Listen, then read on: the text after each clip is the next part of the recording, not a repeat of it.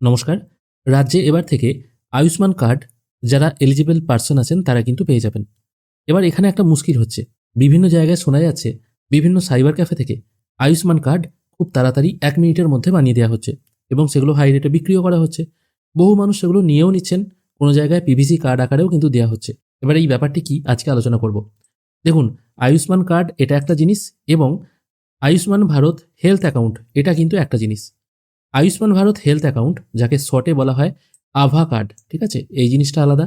এই আভা কার্ড বা আভা নাম্বার এই জিনিসটা নিয়ে আমি কিছুদিন আগে একটা ভিডিও বানিয়েছিলাম যেখানে আমি বলেছিলাম প্যান কার্ডে যে ডেট অফ বার্থের সমস্যা হচ্ছে সেখানে আপনারা আভা আইডি বা আভা কার্ড বানিয়ে সেটা আপলোড করে দিলে প্যান কার্ডের ডেট অফ বার্থের সমস্যা আর হবে না এবং ওটা দিয়ে নতুন প্যান কার্ড হয়ে যাবে।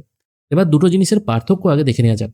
আয়ুষ্মান কার্ড হলো সেই জিনিস যেখানে আপনারা ৫ লক্ষ টাকার সুবিধা পাবেন। দেখা গেল যে হয়তো আপনার কোনো অ্যাক্সিডেন্ট হলো বা অন্য কোনো অপারেশন হয়তো হলো, সেক্ষেত্রে সরকার আপনাকে ৫ লক্ষ টাকা পর্যন্ত দেবে এবং যে সমস্ত হসপিটালে বা নার্সিংহোমে এই আয়ুষ্মান কার্ডের সুবিধা আছে সেখানে আপনি কার্ডটি নিয়ে গেলে আপনার যা খরচ আছে সেই খরচ ওই কার্ড থেকে কেটে নেওয়া হবে এবং এটা সম্পূর্ণ ক্যাশলেস হয়। অর্থাৎ চিকিৎসা ক্ষেত্রে টাকা দেওয়ার একটা ব্যাপার, সেটা হচ্ছে আয়ুষ্মান কার্ড।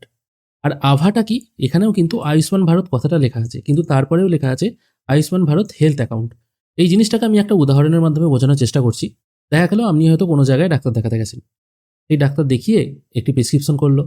তারপর সেখানে বিভিন্ন রকম মেডিকেল টেস্ট দিল, সেই রিপোর্ট হলো। এবার কি হবে, এই যখন আপনি আয়ুষ্মান ভারত হেলথ অ্যাকাউন্ট বা আভা কার্ড জেনারেট করে নেবেন, এই আভা কার্ডের একটি নাম্বার হয়। সেই নাম্বারে আপনার যে সমস্ত প্রেসক্রাইব করা জিনিসগুলো হলো বা মেডিকেল টেস্ট রিপোর্টগুলো হলো সেগুলো সব স্টোর হয়ে থাকে। ঠিক একই রকম ব্যাংকের অ্যাকাউন্টের মতো। ব্যাংকের অ্যাকাউন্ট নাম্বার যখনই মারা হয়, আপনি কোথায় কবে কি ট্রানজ্যাকশন করেছেন সেগুলো যেমন ব্যাংক দেখতে পায়, এই আভা নাম্বারে যদি আপনার থাকে, যখনই এই আভা নাম্বারে আপনার সমস্ত মেডিকেল টেস্ট রিপোর্ট আপলোড হয়ে যাবে, আপনি হয়তো এক জায়গায় ডাক্তার দেখালেন, তারপর হয়তো অন্য কোনো স্টেটে ডাক্তার দেখাতে গেলেন। সেক্ষেত্রে আপনি আভা কার্ডটা তাকে দিলেন। আপনাকে ওই প্রেসক্রিপশন বা রিপোর্ট বয়ে বেড়ানোর দরকার নেই। তারা আপনার আভা নাম্বারটা তাদের সিস্টেমে ইনপুট করবে এবং আপনি আগে যে সমস্ত রিপোর্টগুলো করিয়েছিলেন সেগুলোর সমস্ত তথ্য কিন্তু এখানে চলে আসবে। এটাই হচ্ছে আভা কার্ড বা আভা নাম্বার। এবার যারা আয়ুষ্মান ভারত কার্ড পাবেন না তারাও কিন্তু এই আভা নাম্বার বা আভা কার্ড পেতে পারেন। আর আভা কার্ড থাকলেই আপনি যে আয়ুষ্মান কার্ড বানাতে পারবেন এটাও কিন্তু নয়। আভা নাম্বার যে কেউ বানাতে পারে যদি কারোর আধার কার্ড থাকে এবং আধারে ফোন নাম্বার লিঙ্ক থাকে। ড্রাইভিং লাইসেন্স থাকলেও হবে। আর আয়ুষ্মান কার্ড এটা আপনাকে সরকার ইস্যু করবে যদি আপনি এই কার্ডের জন্য এলিজিবল হন। বিভিন্ন জায়গাতেই আভা কার্ডকেই আয়ুষ্মান ভারত কার্ড বলে চালানো হচ্ছে, এটা কিন্তু নয়। তাই এই জিনিসটা থেকে সতর্ক থাকুন। আয়ুষ্মান কার্ড অ্যাপ্লাই করার সম্পূর্ণ প্রসেস আমি এর নেক্সট ভিডিওতে দেখিয়ে দেবো।